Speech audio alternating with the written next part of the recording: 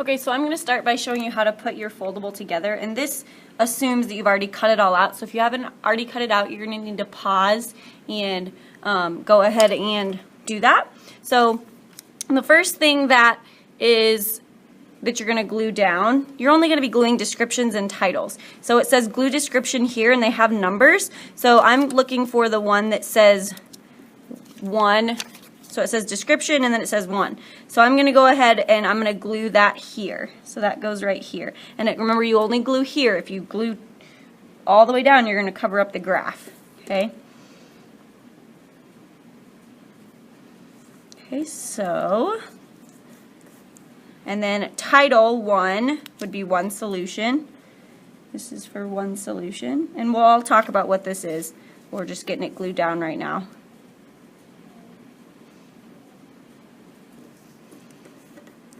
Okay, so then you're going to do the same thing with 2 and 3.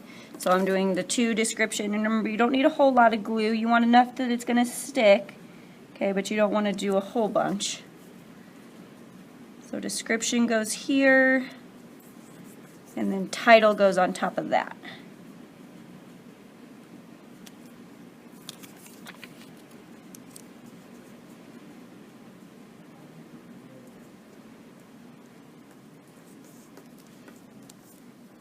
And then same for 3, description goes here. Okay.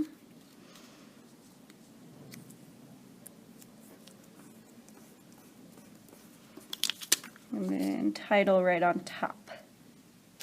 Okay, and then please make sure you get the lid back on the glue. I ain't got enough money to go and buy more glue. Okay, so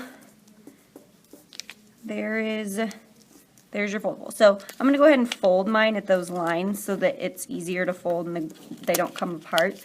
So I'm going to go ahead and fold them, make those creases at those lines.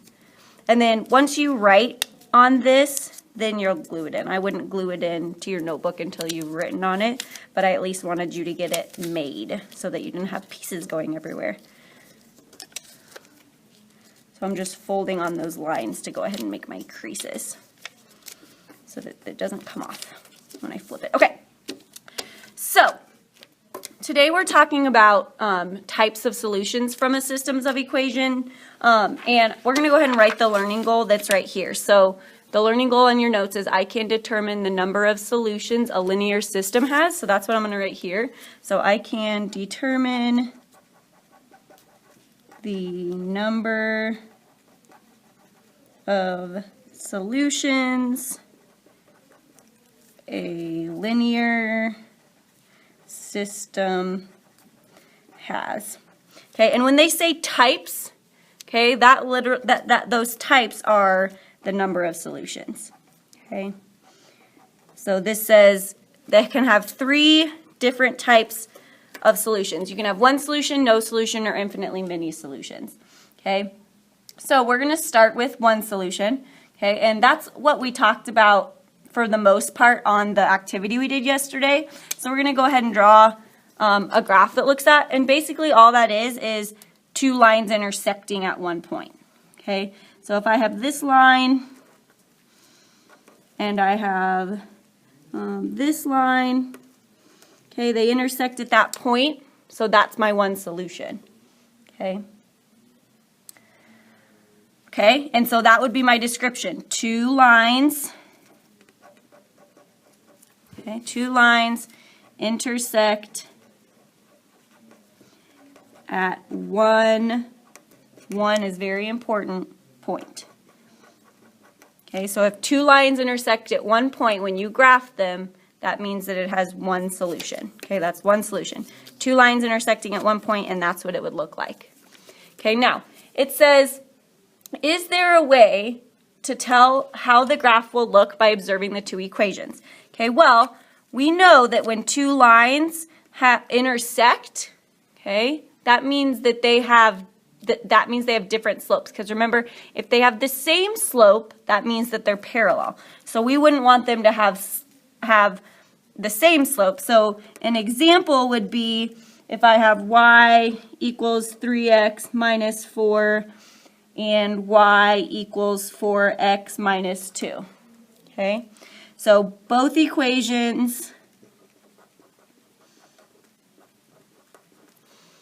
do not have the same slope.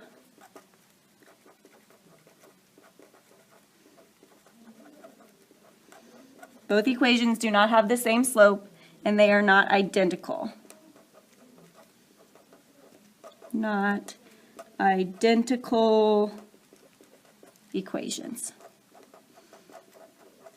Okay, so not identical equations. Okay, so now we're going to move on to no solution. So that was one solution. So see how here the slopes are different. Okay, so now we're on no solution. Okay, and what that's going to look like as far as my graph is that last one that we talked about yesterday where the two lines are parallel. Okay, so I'm going to draw dots this time to help me make sure my two lines are parallel. Okay, so I have that line, and then say I have this line.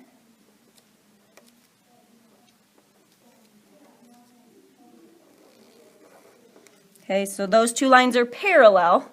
Okay, so that means they're never going to touch.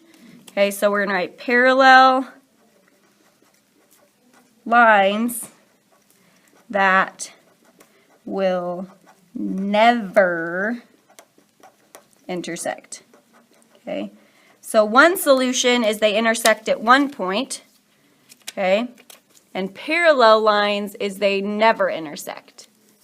Okay, so that means no solution because there's no point that both of those lines have in common.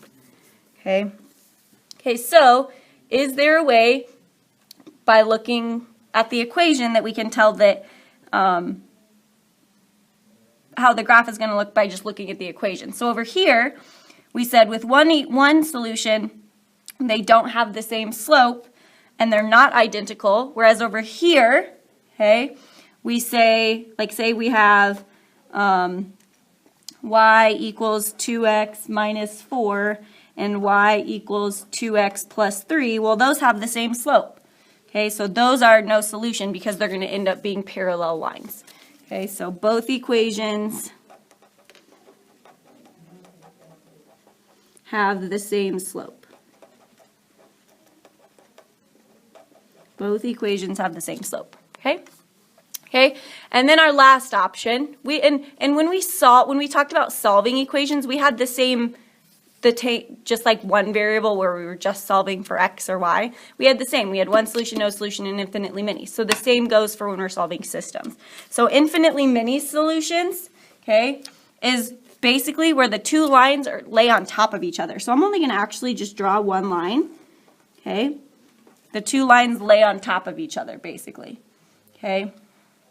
So the description is the two lines are the exact same,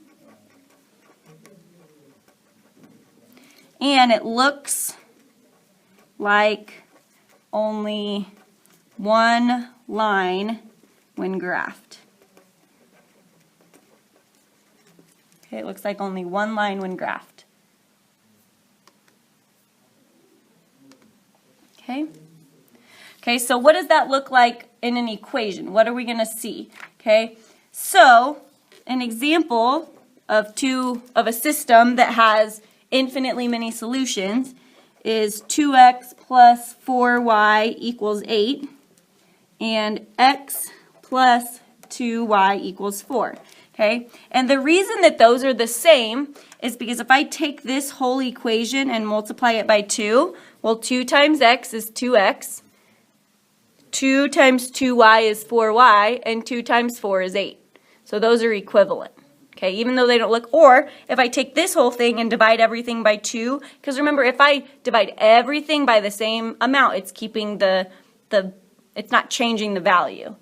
Okay, so that would 2x divided by 2 would be x, 4y divided by 2 would be 2y, and 8 divided by 4 would be 2. 8 divided by 2 would be 4, I'm sorry. Okay, so those are the exact same equation. Okay, so we're going to write the first equation when divided by 2 is the same as the second equation. Okay.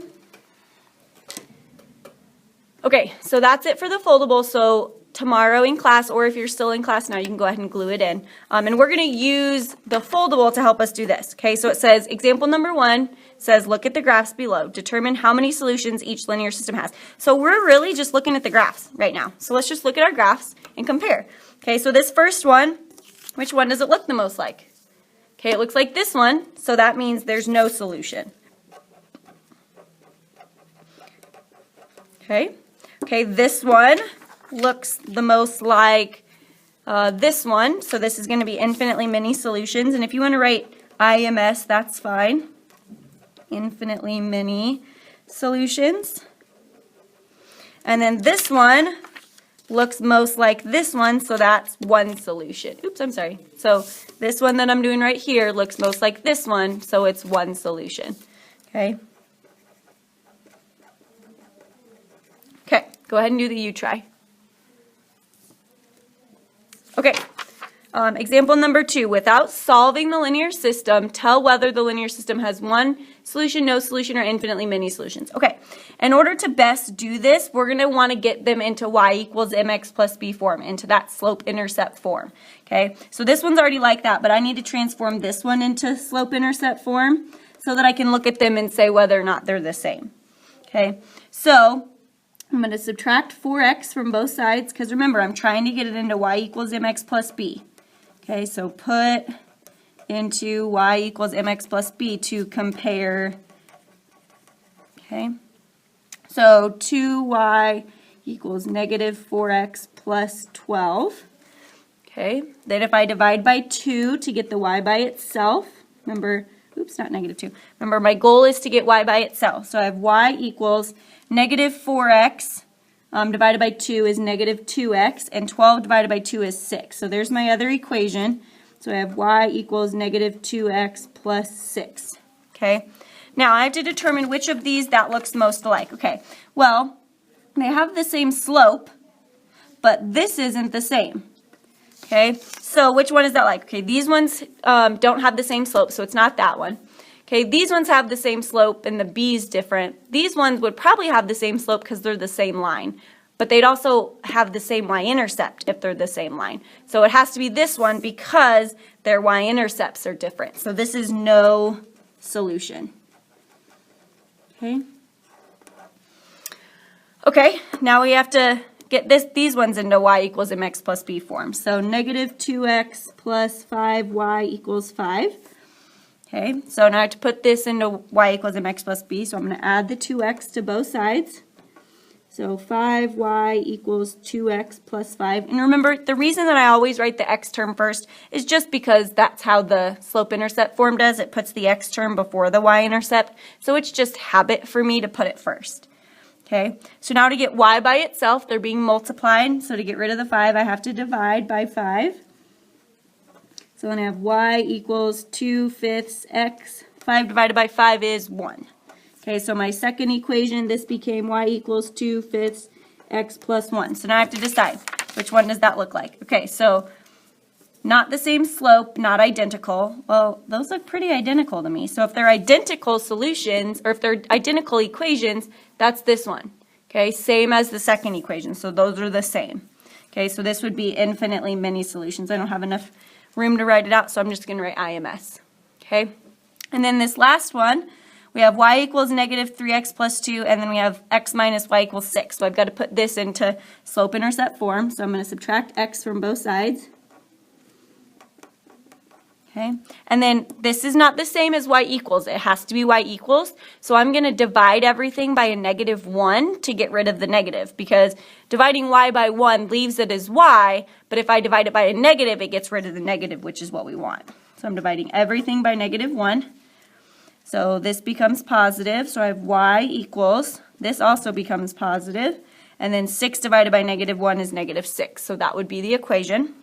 Okay, so this is the same as y equals x minus 6.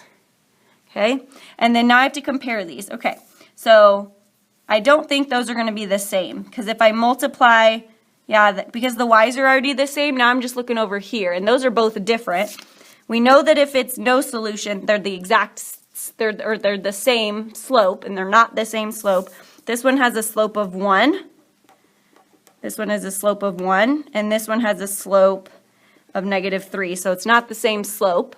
Okay, so it has to be one solution. They don't have the same slope, and they're not identical equations. Okay, so not the same slope means one solution. Okay, so you're going to always want to get into that y equals mx plus b form before you start comparing. Okay? Okay, go ahead and do the u-tries.